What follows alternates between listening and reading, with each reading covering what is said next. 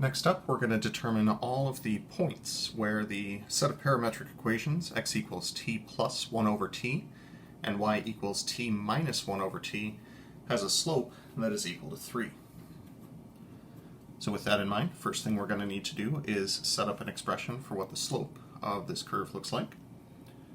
The slope for any sort of curve is going to be dy over dx, which will be dy over dt, divided by dx over dt.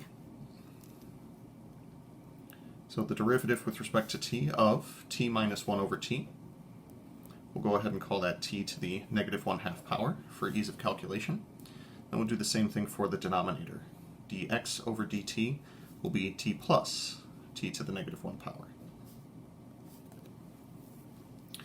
Taking these derivatives, each of these t's is going to give us a 1, and each t to the negative 1 is going to give us negative 1 times t to the negative 2 power.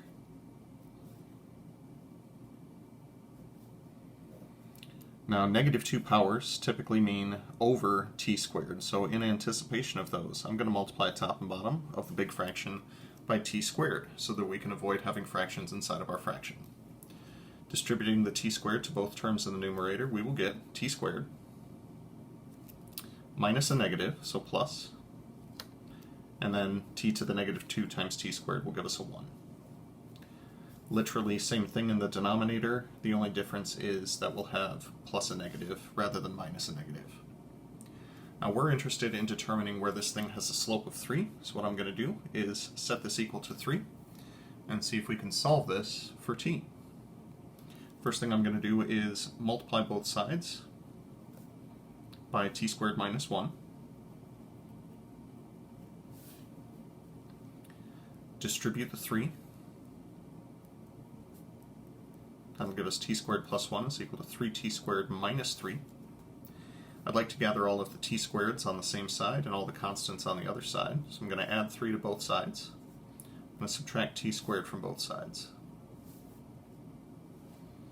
On the left-hand side, that'll give us a 4. On the right-hand side, 3t squared minus t squared will be 2t squared. Divide both sides by 2. We'll get t squared is equal to 2. And finally, apply the square root principle to both sides, and we'll get t is equal to plus or minus the square root of 2. Now, we just found all of the values of t where this thing has a slope of 3. What we didn't find is all the points. Points would be referring to the ordered pairs. So what I'm going to do is plug t equals plus or minus the square root of 2 back into our original parametric equations. So to get points, which would be x and y, we're going to plug in t equals plus or minus the square root of 2 to the original parametric equations.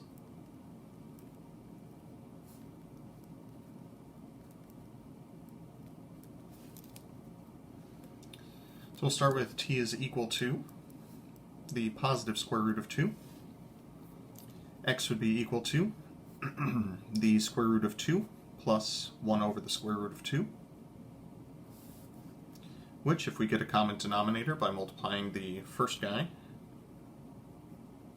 by root 2 over root 2, and then adding together, we're going to wind up with 3 over the square root of 2. Root 2 times root 2 gives us 2, plus 1 gives us 3 over a common denominator of 2. If you want to, you can rationalize the denominator, though it is not necessary to do so, as far as I'm concerned.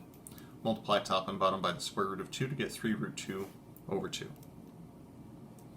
If we do the exact same thing for y, we'll get square root of 2 minus 1 over the square root of 2.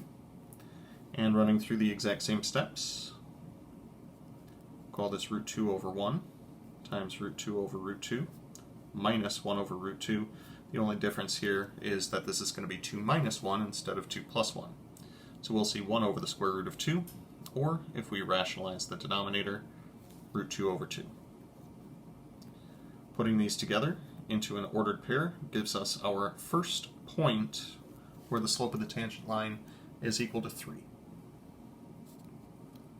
I predict we're going to see very similar results when we plug in t is equal to negative root 2. X will therefore be equal to negative root 2 plus 1 over negative root 2.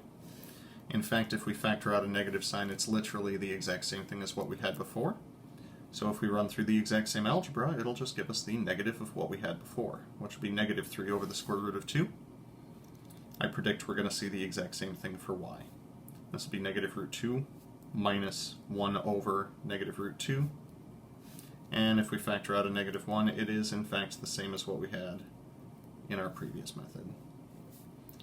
So the other point where we would have a slope equal to 3 will be negative 3 over the square root of 2, comma, negative 1 over the square root of 2. Once again, if you're interested in rationalizing those denominators, you certainly can.